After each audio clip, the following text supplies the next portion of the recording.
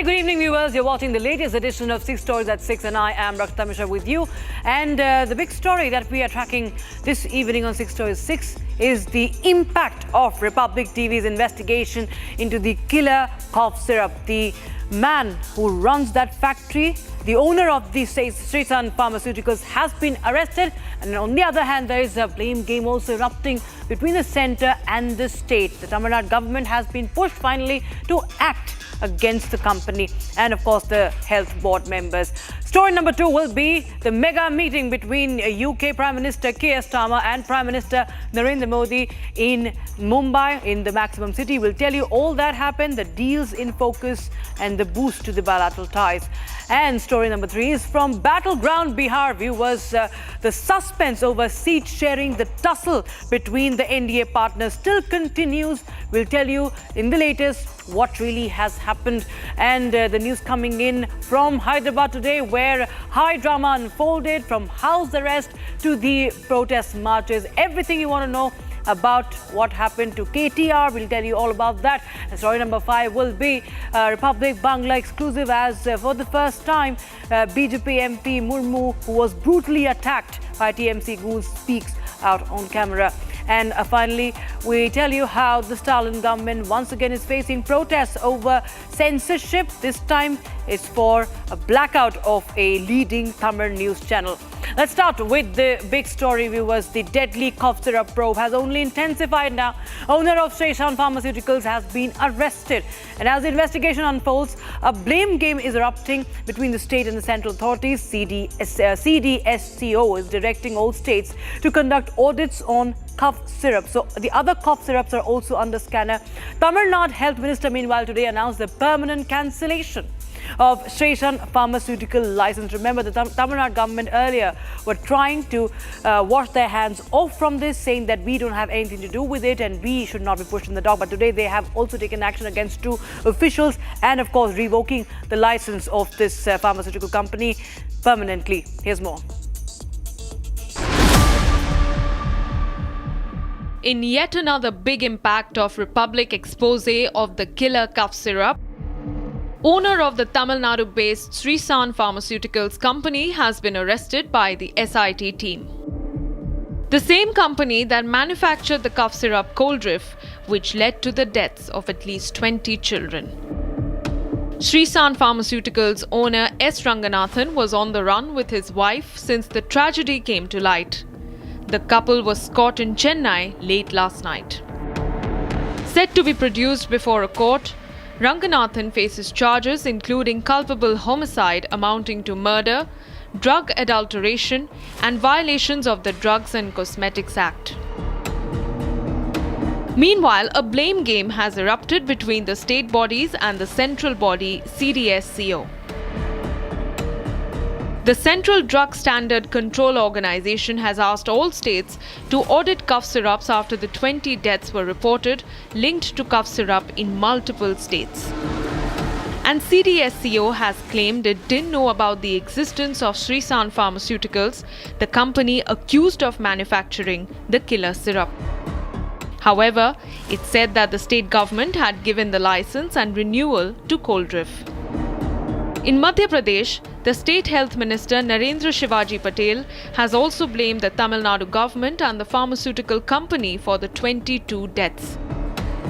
क्योंकि जो प्रक्रिया मैंने आपको पहले भी बताया कि स्टेट्स की जवाबदारी है, उसको सीओए सर्टिफिकेट जारी करना होता है. कोई भी दवाई जिसका बैच मार्केट में आ रहा है, उस बैच की दवाई को मार्केट में लाने से पहले जहां पर मैन्युफैक्चरिंग यूनिट है, उस स्टेट गवर्नमेंट की जवाबदारी है. In Rajasthan, the investigation into the deaths has taken a different turn. Authorities have found that the children died due to acute respiratory disorder and not due to the cough syrup. The hospital has claimed that it didn't prescribe cough syrup to any of the children who had died.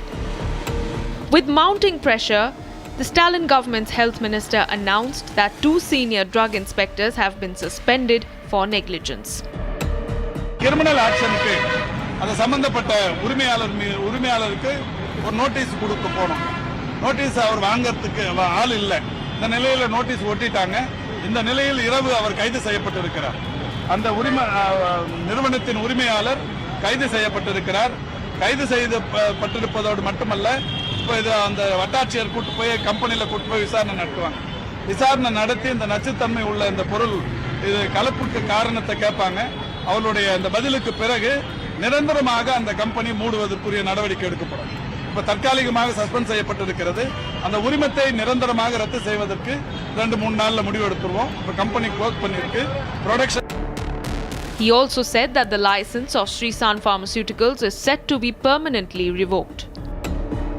On the other hand, the doctor who prescribed the deadly cough syrup in Chhindwara remains in custody, and now his wife's medical store license has been cancelled. As his first state visit to the country came to a close, United Kingdom Prime Minister Keir Starmer, during a joint statement with the Indian Prime Minister Narendra Modi, said that the two countries have been building on something special, while highlighting the unlimited trade potential that's now being unlocked post the free trade agreement. So there have been talks on a mega defense deal as well, on the supply of missiles. And not just that, of course, there have been eyes on trade ties, and there has been an important announcement, viewers, that has been made on schools that will be established in the country. The colleges, the UK colleges, their branches to be opened up in the country. Here's more. UK Prime Minister Keir Starmer is visiting India for the first time since taking office, with the largest delegation ever. A testament to the improving India-United Kingdom ties. UK and India stand side by side as global leaders in tech and innovation, and so we've also taken the opportunity to deepen our cooperation through our technology security initiative, with new commitments on AI, advanced communication, defence technologies, and much, much more. During the joint statement by the leaders of the two countries, Prime Minister Narendra Modi reaffirmed the development in relations between the two countries under Prime Minister Starmer. Prime minister Starmer के नेतृत्व में भारत और UK के रिश्तों में उल्लेखनीय प्रगति हुई है।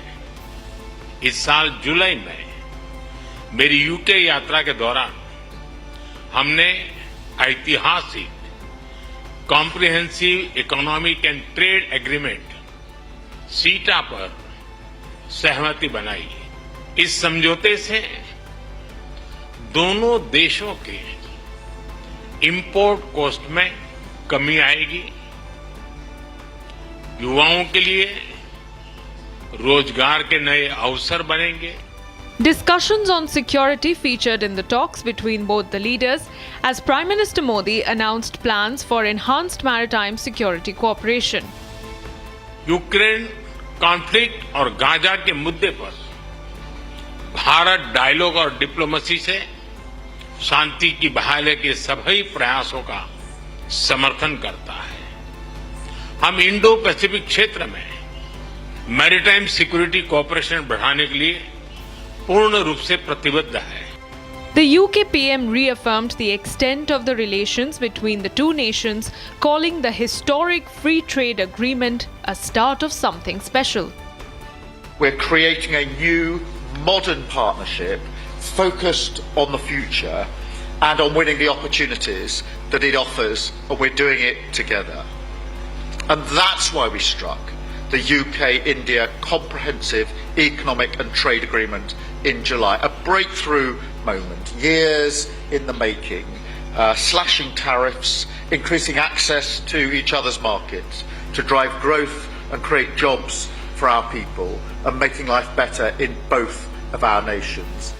A step forward in maritime and economic cooperation, Starmer's visit exemplifies India's growth and clout, a partnership that every nation will want to encash on.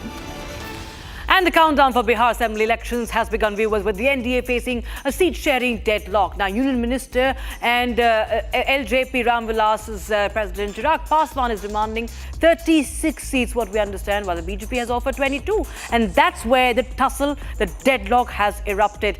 And viewers, we will get you the latest on that, what has happened with two back-to-back meetings of Chirag Paswan with the BJP's Nityanand Rai. Also, We'll get you an exclusive conversation with the debutant party Jan Suraj's leader Prashant Kishore, who spoke to Republic TV as he announced the first list of 51 candidates. And what's brewing in the RJD Congress camp, we'll tell you all on that in this report. Bihar's political landscape is heating up ahead of the assembly elections. NDA has been on the edge with the suspense brewing over seat sharing. Union Minister Chirag Paswan has reportedly demanded 36 seats, even as the BJP has so far offered only 22. LJP's Arun Bharti called an emergency meeting in Patna to discuss seat sharing, attended by several leaders, including State President Raju Tiwari, Parliamentary Board Chairman Hulas Pandey, and MP Shambhavi Chaudhary. With reports suggesting Chirag's dissatisfaction over the seat-sharing talks, Union Minister and BJP MP Nityanand Rai was rushed to the LJP Ramvilas chief's residence. After the meeting, both Chirag and Nityanand spoke to the media, smiling and exuding confidence in bringing resolution to the deadlock. हम दोनों के चेहरे की मुस्कुराहट ही सारी बयां है, कहानी है, सब कुछ सकारात्मक है। समय से सब कुछ आपको चिराग जी बताएंगे। बातचीत चल रही है, ऐसे में मेरे ऊपर और भी जिम्मेदारियां हैं। जब तक मैं मंत्री हूं तब तक मंत्रालय की भी जिम्मेदारी है, तो फिलहाल मैं उसको देखने जा रहा हूं। बातचीत चल रही है, ऐसे में मेरे ऊपर और भी जिम्मेदारियां हैं। जब तक मैं मंत्री हूं तब तक मंत्रालय की भी जिम्मेदारी है, तो फिलहाल मैं उसको देखने जा रहा हूं। Meanwhile, Bihar Chief Minister Nitish Kumar also convened a meeting of senior JDU leaders at his official residence to finalize the list of candidates. On the other hand, RJD leader Tejasvi Yadav sounded the poll bugle with major promises ahead of the election. Tejasvi has promised a new law to provide government jobs to every family without a government job. सामाजिक न्याय के बाद बिहार अब आर्थिक न्याय का गवाह बनेगा। बिहार में अब नौकरी का नव जागरण होगा। और जो मेरी पहली जो घोषणा है चुनाव के नोटिफिकेशन के बाद,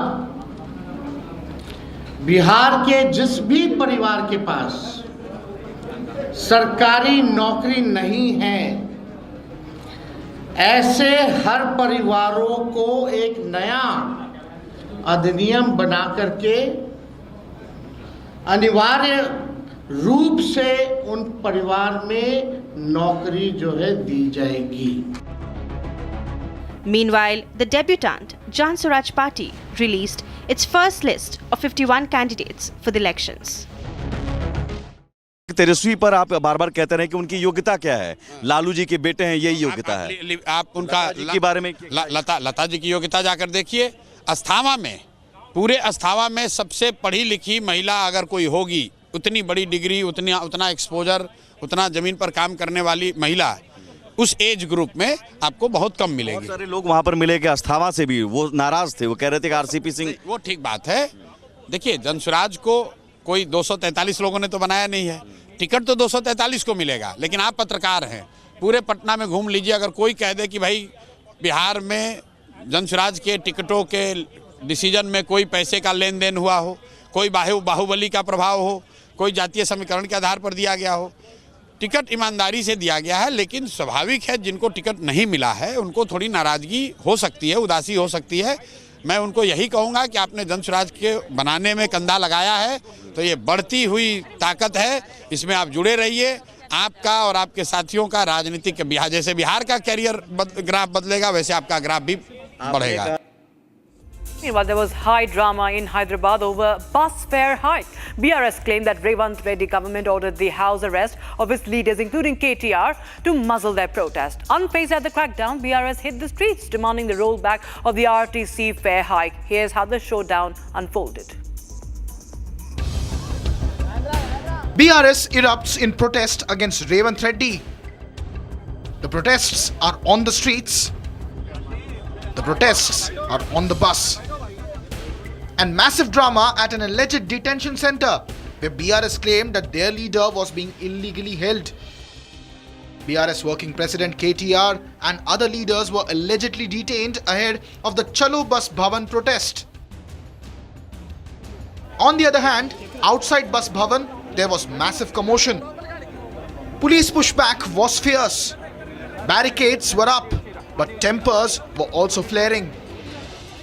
Protesters clashed with the police near the barricades. A full-blown showdown outside the Bus Bhavan in Hyderabad erupted. High drama over the steep RTC bus fare hike. BRS working president KT Rama Rao alongside Harish Rao broke through police barricades, defying every warning. The two leaders stormed through the security ring, marching straight to the Bus Bhavan, demanding rollback and accountability. Inside a fiery face-off as KTR and his team met the RTC managing director, voicing sharp opposition to the fare hike. But before the talks came a symbolic strike. The message was loud, but so was the crackdown. Police swooped in, detaining multiple BRS leaders and protesters across the city. The government has to answer. It is your decision to implement free bus. Why are you now saying that the RTC is in losses? Because you were the same party and same government that was claiming that RTC is in profits because of the free bus scheme. Now, there can't be a contradiction. You can't be hunting with the hounds and running with the hares. That's not how this works. You have to answer the people of Telangana as to why you have jacked up the prices of RTC, why you are hurting the common man. यही है क्या आपका innovative thinking? आप कहते हो एक तरफ कि RTC फ्री है women के लिए, but अगर वहीं पे उसी घर में जो पुरुष है उसके लिए डबल रेट कर देते हो और जो घर में बच्चा है उसका भी अगर बस पास 25% बढ़ता है तो ये कहाँ की नीति है, कहाँ की रीति है? Angry leaders chanting, leaders surrounded, and slogans were raised. All this outrage over what the opposition calls, quote, an anti-people fare hike. The Telangana State Road Transport Corporation increased bus fares by ₹10 from October 6th, sparking fury across the state. And now KTR is upping the ante, turning the heat on the Chief Minister Revanth Reddy, accusing him of burdening the poor, shielding the elite and derailing Telangana's welfare. And this is the Republic Bangla exclusive. BJP MP Khagen Murmu, who was brutally attacked in North Bengal, has spoken for the first time as he was in the hospital bed and was barely able to open his eyes with a swollen face, serious jaw injuries. He responded to our questions. Take a look.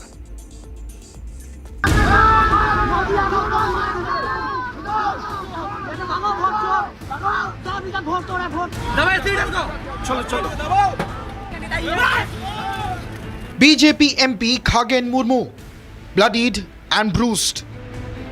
This is the first time BJP MP Khagen Murmu is appearing on camera after the brutal attack in West Bengal's Jalpaiguri. His face is swollen, the pain etched in every gesture, his voice almost gone. A man attacked simply for doing his duty. Under tight medical supervision, Khagen Murmu can barely communicate. His hand movements do the talking. When asked how he was, he pointed to his wounds, his pain louder than words. দাদা এখন শরীর কেমন? ভালো। আপনাকে যারা মেরেছিল তাদের মধ্যে দুজন অ্যারেস্ট হয়েছে। আচ্ছা। মুখ্যমন্ত্রী এসেছিল দেখতে, কিছু বলবেন? আচ্ছা। আপাতত ব্যথা কমেছে? ব্যথা কমেনি। শরীর একদম ভালো নেই, কথা বলা যাচ্ছে না, ফুলে রয়েছে। Moments later, with tremendous effort, he whispers, "I am not well." A sitting MP, injured, weak, but determined to speak up. দাদা এখন শরীর কেমন? ভালো। আপনাকে যারা মেরেছিল তাদের মধ্যে দুজন অ্যারেস্ট হয়েছে।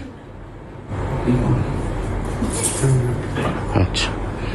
মুখ্যমন্ত্রী এসেছিল দেখতে, কিছু বলবেন? আচ্ছা। আপাতত ব্যথা কমেছে? ব্যথা কমেনি। শরীর একদম ভালো নেই, কথা বলা যাচ্ছে না, খুলে রয়েছে। Murmu sustained serious injuries below his left eye and jaw after a mob attacked him and MLA Shankar Ghosh during a flood relief visit in Nagrakata. A relief mission turned into a murderous assault. The BJP has squarely blamed the TMC workers, with Murmu claiming that the assailants shouted, "This is Didi's area. BJP leaders are not allowed here. We will kill you." Words that expose the intolerance and intimidation on Bengal's grounds. Police have so far arrested 4 people in connection with the case. 2 of them picked up at 3 a.m. earlier today. The attack has triggered a major political flashpoint. Prime Minister Narendra Modi has called it outright appalling and slammed the pathetic law and order situation in the state of West Bengal. And viewers, the Chennai Press Council held a protest on Wednesday condemning the DMK government's acts of censorship, what they are calling a blackout. They allege that the ruling party had its state cable channel taken down, and all because the channel aired a program questioning the Stalin government over its alleged mismanagement that led to the Karur stampede. The Chennai Press Council protesting against arbitrary censorship. As the Tamil Nadu government cable company, Arasu, took down the state's leading news channel Pudhiya Thalaimurai with no prior notice on Saturday. The removal of the channel from Arasu sparking concerns among journalists over press freedom and censorship under DMK. So it's been almost 6 days right now. We have been blacked out almost 80% of Arasu cable connections. Now the problem that we are facing is that there is absolutely no communication from the Arasu Cable TV Corporation, which is a state government run body, and they control the distribution of cable channels. The basic role of this Arasu cable was to ensure that people get to watch all channels at an affordable cost, that is, and the distribution is controlled by the government. Pudhiya Thalaimurai being taken off air allegedly came as a response to the channel's extensive and exhaustive coverage of the Karur stampede tragedy, particularly a 44-minute long program highlighting the state's shortcomings, just before it was pulled off air on Arasu. The DMK has faced allegations of being dictatorial with its media handling, especially on facing critical questions, often boycotting channels or piling on pressure to the state-run Arasu network, which it has done again with Pudhiya Thalaimurai.